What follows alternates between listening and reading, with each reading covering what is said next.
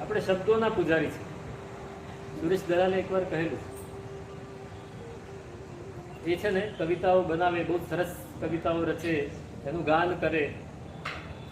તો એમના ગુરુ હતા હરિવલ્લભ ભાયણ.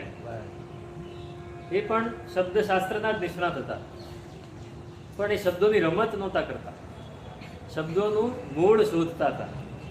તો એમણે પોતાના શિષ્ય સુરેશ દલાલને કહ્યું કે સુરેશ, તું તો શબ્દોનો પૂજારી છે, પણ હું શબ્દોનો આરાધક છું.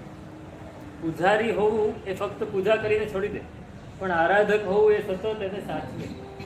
આપણે શબ્દોના પૂજારી છીએ. શબ્દોના થોડા શબ્દો સારા બોલ્યા એટલે આપણે એમ માની લઈએ કે સરસ થઈ ગયું.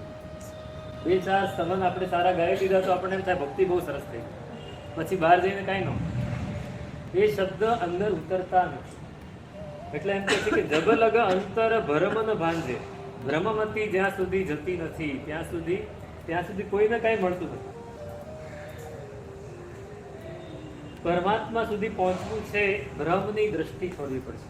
આપણી દ્રષ્ટિ છે ને બહુ જ સીમિત છે.